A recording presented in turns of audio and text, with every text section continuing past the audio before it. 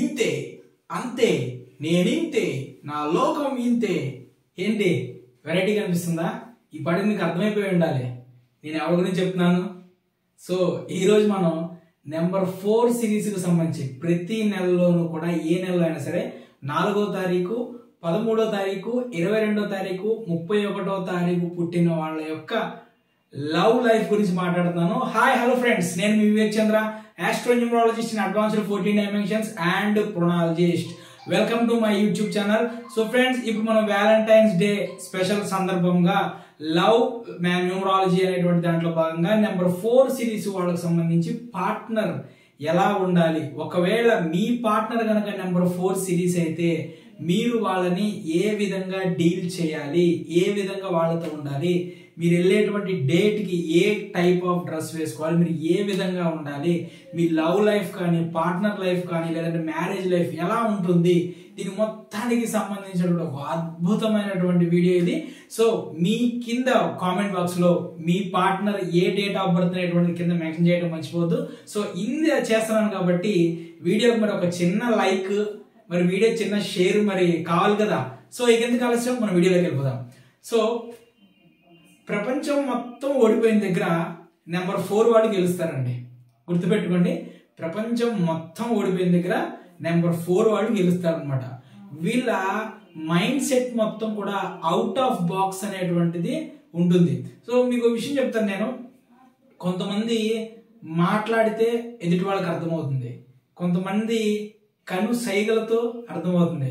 మరి మనసులో ఉన్నటువంటి భావాల్ని, ఫీలింగ్ని అర్థం చేసుకునేటువంటి దాన్ని ఏమంటారు అనేటువంటి దాన్ని కింద కామెంట్ బాక్స్ లో తెలియజేసేటువంటి ప్రయత్నం చేయండి. సో ఈ నెంబర్ 4 వాళ్ళని ఒక రకంగా మనం, ఒకవేళ మీ పార్ట్నర్ కనుక నెంబర్ 4 వాళ్ళు అయి ఉంటే కనుక గుర్తుపెట్టుకోండి, ఎప్పుడు కూడా వీళ్ళని ఎమోషనల్ గా హ్యాండిల్ చేయలేం, వీళ్ళని ఎమోషనల్ గా ట్యాకిల్ చేయలేం. వీళ్ళకి మనం దాన్ని ఏమంటారంటే ఒక ఇంటెలెక్చువల్ గా వాళ్ళతో మాట్లాడినప్పుడు మాత్రమే వాళ్ళ బుర్రకు అనేటువంటిది అది చేరుతుంది. ఇంకో విషయం ఏంటంటే, ఒక రంగం చెప్పండి, అసలు ఒక మాట అనుకోండి, నెంబర్ 4 మీద నేను పిహెచ్డి చేశానని అనుకుంటానండి. ఎందుకంటే ఇప్పుడు వరకు నేను చేసినటువంటి కొన్ని వేల నేమ్ కరెక్షన్స్ లో నెంబర్ 2, నెంబర్ 4, నెంబర్ 8 రూలింగ్ కానీ డెస్టినీ కానీ ఎంత మంది కరెక్షన్స్ ఇచ్చానంటే, వీళ్ళకి సంబంధించినటువంటి ప్రతి లైఫ్ హిస్టరీ అనేటువంటిది, వీళ్ళ క్యారెక్టర్ అనేటువంటిది నా దగ్గర అద్భుతమైన ఇన్ఫర్మేషన్ ఉందన్నమాట. వీళ్ళు ఎలా ప్రవర్తిస్తారు ఏంటి, దీనికోసం నేను నెంబర్ 4 సిరీస్ లో పుట్టిన వాళ్ళు ఏ విధంగా ఉంటారు అనేటువంటి దాని మీద కూడా నేను వీడియో చేశాను. చూడండి, దాదాపు ఒక 40 నిమిషాలు ఉంటుంది ఆ వీడియో. ఇంతవరకు తెలుగు న్యూమరాలజీలోనే ఒక డేట్ ఆఫ్ బర్త్ ని తీసుకొని అంతసేపు వీడియో చేసినటువంటి న్యూమరాలజిస్ట్ నేనే, ఫస్ట్ న్యూమరాలజిస్ట్ అండి. కాబట్టి ఆ వీడియో కింద నేను డిస్క్రిప్షన్ లో కూడా ఇస్తాను, చూడండి. ఒక రంగా చెప్పాలంటే నెంబర్ 4 వాళ్ళకి ఈ ప్రపంచంలో ఉన్నటువంటి కష్టాలు మొత్తం కూడా నెంబర్ 4 వాళ్ళకే వస్తాయండి. ఇంకోటి చెప్పనా, అలా అని భయపడాల్సిన అవసరం లేదు. ఆ ప్రతి కష్టం నుంచి కూడా బయటపడే వాళ్ళు కూడా నెంబర్ 4 వాళ్ళే. ఇక్కడ చూడండి, నెంబర్ 8 వాళ్ళు కూడా చూడండి, ప్రపంచంలో ఉన్నటువంటి ప్రతి కష్టము 4, 8 వాళ్ళకే వస్తాయి.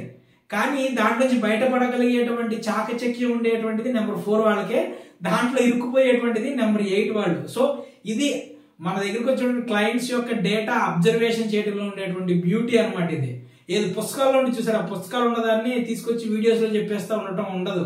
మన న్యూమరాలజీ అనేటువంటిది ఎదుటి మనకి నేర్చుకున్న జ్ఞానాన్ని అప్లై చేయటం, క్లయింట్స్ దగ్గర నుంచి జ్ఞానం తీసుకోవటం అనమాట.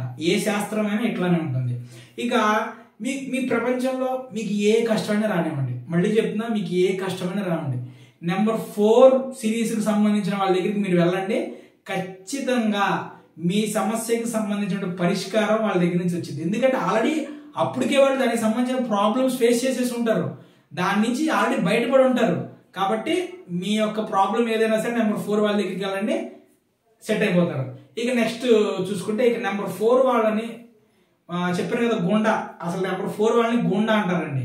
నెంబర్ 4 వాళ్ళని ట్యాకిల్ చేయగలిగేది, నెంబర్ 4 వాళ్ళకి దిశానిర్దేశం చేయగలిగేది, నెంబర్ 4 వాళ్ళకి మార్గదర్శనం చేయగలిగేటువంటి నెంబర్ ఏదన్నా ఉంటే అద్భుతమైనటువంటి నెంబర్ 1 సిరీస్ అండి. నెంబర్ 1 సిరీస్ వాళ్ళు అయస్కాంతం అయితే నెంబర్ 4 సిరీస్ వాళ్ళు ఐరన్ అనమాట. సో ఇద్దరి యొక్క బాండ్ అనేటువంటిది చాలా అంటే చాలా స్ట్రాంగ్ ఉంటుంది. ఎందుకు, నెంబర్ 1 సిరీస్ వాళ్ళు రాజు, నెంబర్ 4 సిరీస్ వాళ్ళు గుండా. ఈ గుండాన్ని ట్యాకిల్ చేయగలిగినటువంటి ఎనర్జీ అనేటువంటిది కేవలం నెంబర్ 1 రాజుకు మాత్రమే ఉంటుంది.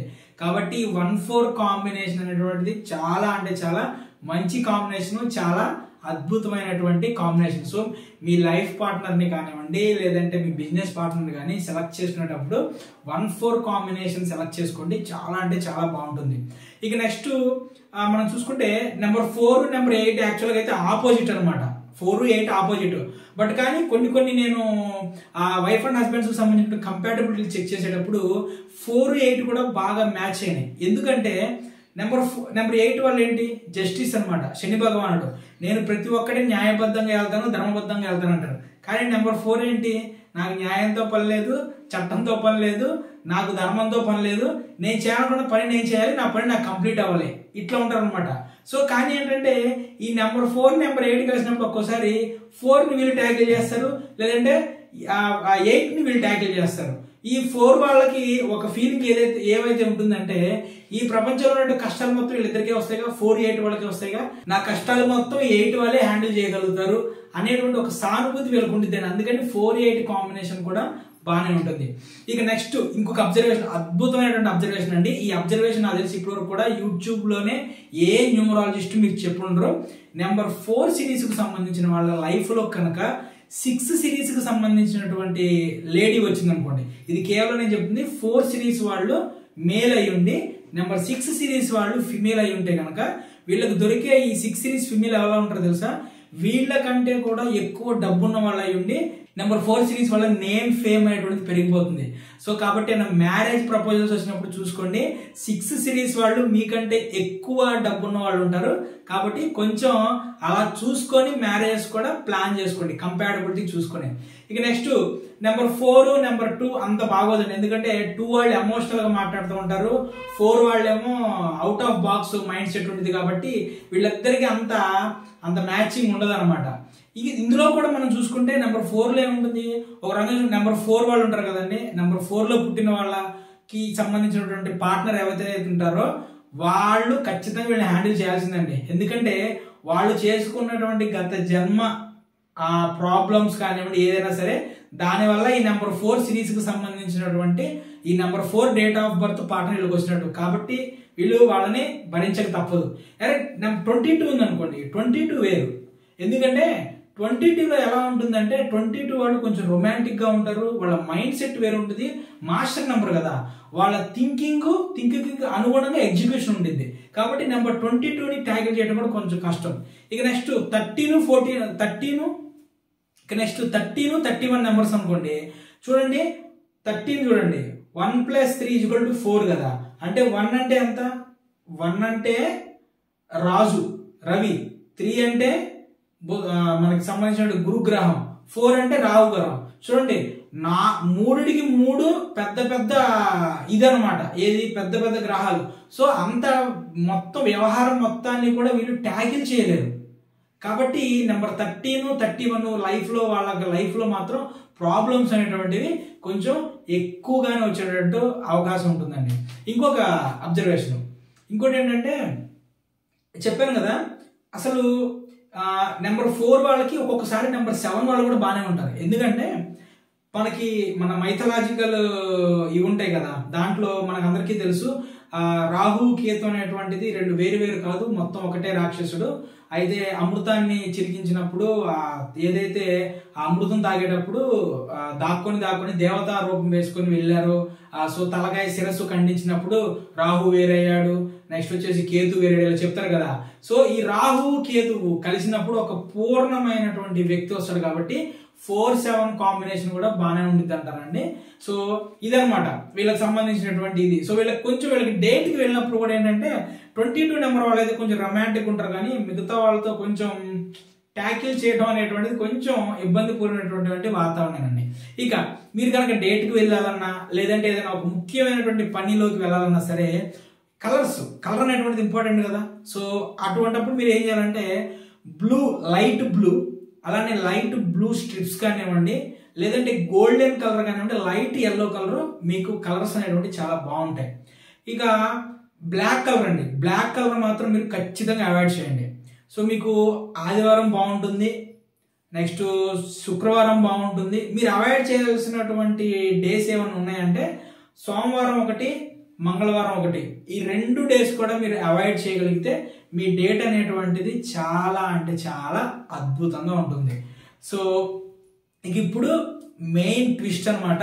మీరు కనుక ఫస్ట్ డేట్కి వెళ్తున్నారు అనుకోండి, సో ఫస్ట్ డేట్కి మీరు వెళ్తున్నప్పుడు మీకు ఇప్పుడు ఆ వీడియో చూస్తున్న మీకు డేట్ అనేటువంటిది ఎలా ఉండబోతుంది అనేటువంటిది మన మిస్టిక్ కార్డ్స్ ద్వారా, మన సైకిక్ కార్డ్స్ ద్వారా మన ఇది ఏ విధంగా వస్తుంది అని మీ తరపున నేను చెప్తాను. మిస్టిక్ సైకిక్ కార్డ్ ఏ వచ్చింది? సైకిక్ కార్డ్ 5 వచ్చిందండి. చూడండి, కార్డ్ని ఫర్హా కార్డ్ అంటారు. నెంబర్ 5 కార్డు చాలా అంటే చాలా బ్యాలెన్స్డ్గా ఉంటారు. మీ ఫస్ట్ డేట్ మీరు వెళ్ళేటప్పుడు చాలా బ్యాలెన్స్డ్గా ఉంటారు, చాలా బ్లెస్డ్గా ఉంటారు, చాలా ఎక్సలెంట్గా ఉంటుంది. మీ డేట్ అనేటువంటిది ఖచ్చితంగా కూడా సక్సెస్ఫుల్ అయ్యి తీరుతుంది. సో కాకపోతే కొంచెం జాగ్రత్తగా బ్యాలెన్స్డ్గా మీరు మాట్లాడి, నేను చెప్పినటువంటి కలర్కి సంబంధించిన డ్రెస్ వేసుకోవటం, నేను చెప్పినటువంటి వీక్స్ అవాయిడ్ చేయగలిగితే మీకు సంబంధించినటువంటి ఫస్ట్ డేట్ అనేటువంటిది చాలా బాగుంటుంది. హాయ్ అయితే ఇక హ్యాపీ కదా. సో ఫ్రెండ్స్, ఇది నెంబర్ 4 సిరీస్ సంబంధించినటువంటి వాళ్ళ యొక్క లవ్ లైఫ్, పార్ట్నర్స్ తో ఎలా ఉండాలి, పార్ట్నర్ తో ఏ విధంగా ఉండాలనేటువంటిది. సో ఈ వీడియో మీరు లైక్ చేసి షేర్ చేసినందుకు నా హృదయపూర్వక కృతజ్ఞతలు. Thank you. ఈ వీడియో మీకు నచ్చింది అనుకుంటున్నాను. ఇక నెక్స్ట్ వీడియోలో నెక్స్ట్ సిరీస్ గురించి మనం మాట్లాడుకుందాం. Thank you.